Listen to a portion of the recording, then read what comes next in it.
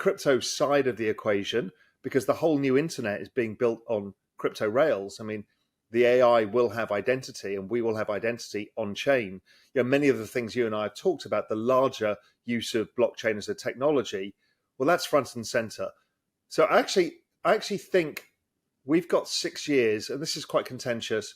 I think we've got 6 years left to make as much money as we can before we don't understand how the economy works anymore. In this recent interview on Wealthion with Raoul Pal, we learn about his bold Bitcoin price predictions, whether it's too late to invest in crypto, and how technological advancements are shaping the future of Bitcoin. At the time of this discussion, Bitcoin is trading around $95,000, with a 1% decrease in the last 24 hours and a 41% increase in the last 30 days. Today, global markets are closely watching the impact of emerging technologies on financial assets. Before we continue this discussion, don't forget to like, subscribe, and share this channel. Now let's hear more from Raoul Pal. Techno boom, and it's unstoppable. And it's going to be so fast, we don't know how to deal with it.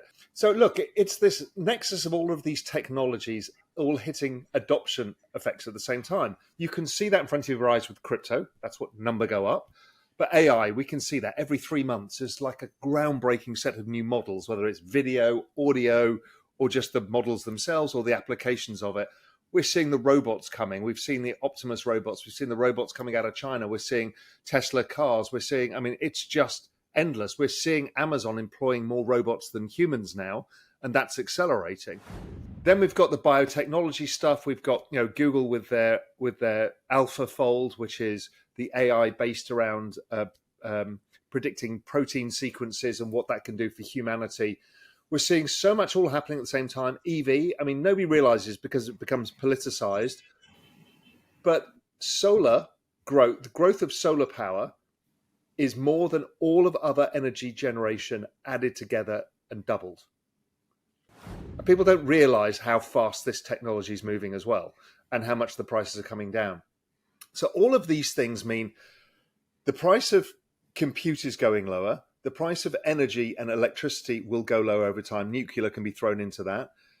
And then you've got AI, which is driving exponential compute, which ends up with infinite human knowledge. All of these things are so disruptive, we can't get our heads around them. And it's quite difficult to invest in a lot of it. A lot of it is in VC hands or in these giant tech companies. So you've got this fastest growing technology in all history. What are you supposed to do? Buy Microsoft? Yeah, you might double your money or triple your money, but it's not really commensurate with that. So the market, it's right. Always your own psychology is your worst enemy. I've learned from being in this cycle for so long that really, if you can, when it just feels the worst, that's when you should be putting as much money in as you can. Obviously, it's also the hardest time because nobody's got money, because liquidity is being drawn out of the system. Everyone's feeling the pinch. So it's actually hard to scrape pennies from under the sofa, but it is the best strategy of all because your gains compound so fast when you do it. I try not to give price projections, and I know you always pin them out of me, but the point being is, we're very public on social media, and it's just people pin their hopes and dreams on a number you give them. But my general thesis is we will rally into year end. We will correct at some point. There's a bunch of hedge funds and RAAs and others who are into this who will need to take a bit of profits into year end. I think we'll get a bit of a shakeout, global liquidity slowing down somewhat, and then we should reaccelerate into the end of tax season. So my view is Bitcoin easily gets to 100 this year, and probably is 150 plus by March before it corrects again. And then we finish the year after a larger correction with a very strong rally into the end. So that's how I think it plays out probabilistically. Maybe a 30% correction, so back down to 100 kind of makes sense to me. Right. And it'll feel miserable, and people will say, has the cycle peaked, and all of that noise. Right. And then usually we end the second year after the presidential election cycle very strong, and then it peaks out sometime there. If I give a range of targets as opposed to pinpointing a target, worst case is 150. My base case is 250. And in an obscene bull market, because everybody's buying, driven by a change of regulation, then it could go as high as 450. Yeah, so I think Solana finishes this year closer to 400 than it is to 200. As we just heard Raoul Pal discuss his insights on Bitcoin's potential and market dynamics, now let's hear him delve deeper into whether it's too late to invest in crypto and how the exponential age of technology is influencing Bitcoin's trajectory. Now let's listen to what Raoul Pal has to say. Maybe 350. I mean, it's a higher beta asset, so it should do better. So I expect that to happen. I think, again, it'll follow the same kind of price path as Bitcoin, but it should outperform all of the way. It's been in this consolidation versus Bitcoin, sideways consolidation. The next leg should be altcoin season, and Solana should be the king of the major alts. So I'm kind of expecting Solana from here to probably get to over 1,000, 1250, something like that. Ethereum has been a laggard. I think it plays some catch up. I think it outperforms Bitcoin going forwards for a bit because, if we sit back and look at what the regulatory changes might be, that is the platform upon which most of the institutions will start doing stuff. It's the Microsoft decision. Every bank has Microsoft computers, not Apple computers. So I think that Ethereum actually does better than most people expect going into the end of the year. Again, same price pattern, outperforms Bitcoin, Solana outperforms Ethereum. So it's the risk curve. Two factors here. One is inflation has slowed down, but the prices have stuck. And that's a hard thing for people to take. We all complain. Every time we go to a restaurant, you go to the supermarket, you're like, really?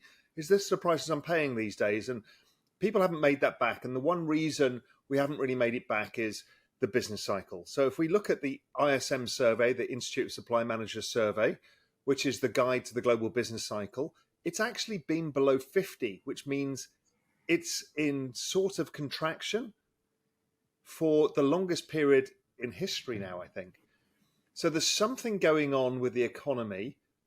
And I think it's because the Fed took so long to cut rates, because they were fighting the inflation demon of the past. They took too long, and that's kept a bulk of the economy slow. So if you translate that to the ordinary person, if you're running a sandwich shop in Manhattan, or you're running a dry cleaners in Chicago, you're not seeing the money come in yet. You're not seeing growth, your business grow. Now, the forward-looking indicators suggest we will get that and we'll get strong growth coming forwards.